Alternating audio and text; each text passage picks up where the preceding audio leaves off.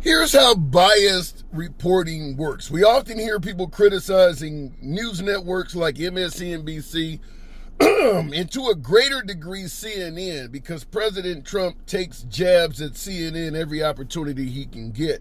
Now, I think all of you are aware that we attacked Iran last weekend. Wow. We attacked Iran last weekend, and CNN has recently released a statement stating that the attack did not do anywhere near as much damage as the Trump administration are claiming. And they've taken a hell of a lot of backlash for releasing this statement based on anonymous sources because CNN doesn't have anybody on the damn ground. So how are they able to say all of that? And is it irresponsible in journalism to say something whereas nobody has actually been there on the ground to check? I want to show you how biases in journalism takes place. Check this out. Big man, Bill O'Reilly, good to have you. What is your take on the state of play in the analysis of what happened in Iran?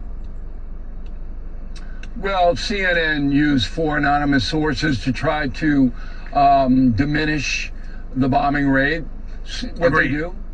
But even worse was the news outlets have picked it up as fact. So anonymous sources are easy. You can get anybody to say anything. And when I read the article, I said, how do these anonymous sources know? There's nobody on the ground there. There's nobody going under the mountain to see. The Iranians can't even do that because the mountain may collapse on them. There's absolutely no primary source reporting on the damage that the American planes caused. None. So you got 4 anonymous people saying, well, I might have heard this, I might have heard that. It's absurd. No competent journalistic editor would have printed that article. But since CNN is in business to make Trump look bad, as you said, every moment of every day, they throw it out there.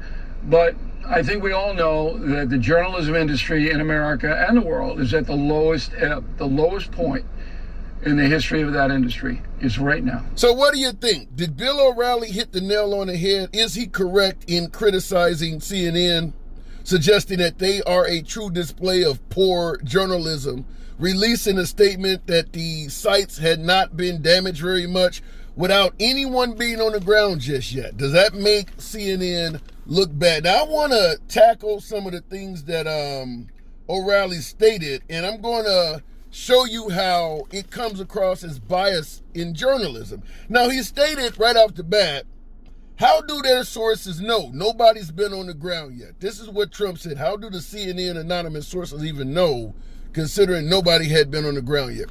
I want to read to you an actual social media post from President Trump that came across literally a few hours after the bombing took place in Iran.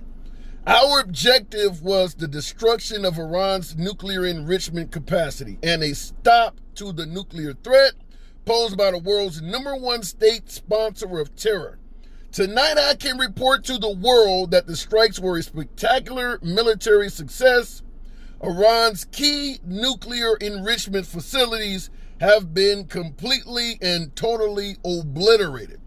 Now, you heard what O'Reilly said. You haven't had anybody on the ground yet, CNN. How can you report that the strikes were not successful?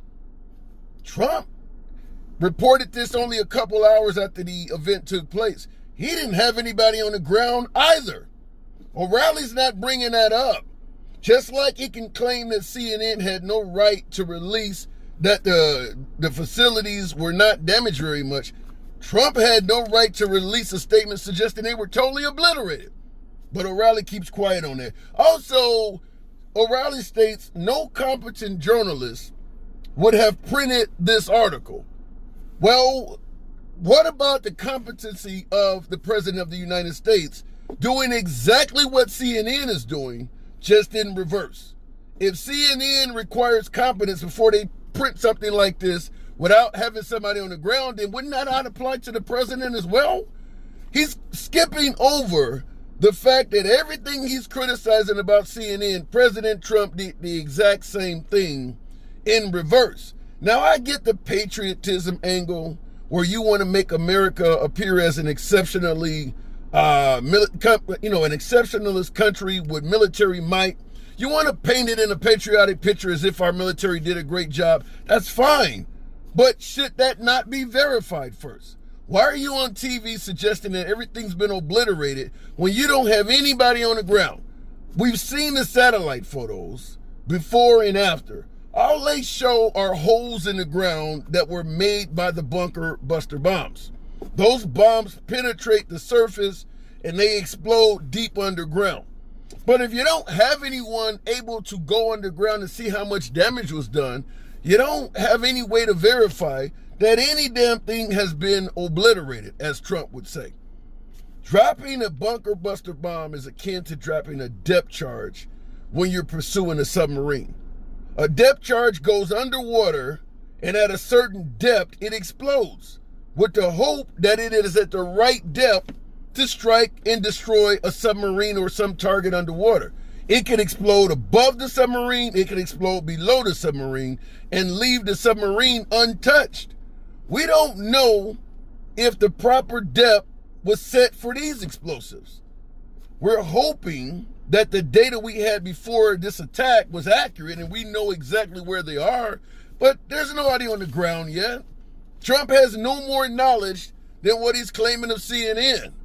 But we're going to give him probably more of a pass because he's the president, and we hope that somehow, some way, he actually knows what he's talking about as opposed to CNN. And O'Reilly concludes by saying journalism at its lowest point. I'm going to tell you, when it's getting to the point where you don't know if you can trust what's coming out of the president's mouth, it's very similar. Remember Trump stating that COVID, during the pandemic, during the beginning of the pandemic, COVID would just go away by April? That wasn't accurate. That absolutely was not accurate. So you can't complain about journalism just talking and saying wild shit willy-nilly when it's also coming out of the White House. But let me know, what do you folks think? Do you think Trump had the right to say what he said? Do you think what Trump said is based on credible evidence that we obliterated their facilities? Or do you believe, like I suggest, and like O'Reilly suggested with CNN, that Trump was kind of doing the same thing, just the opposite of CNN, just going on television and stating something to hype up the success of his mission? CNN wants to chastise and criticize the Trump administration, so they want to paint the mission as a failure. Trump wants to hype up his administration, so he's going to paint it as a resounding success, whether he has any evidence of it or not. Let me know what you think in the comments. As always, feel free to smash that like button. Subscribe to the damn channel. Click the notification bell. See you in the next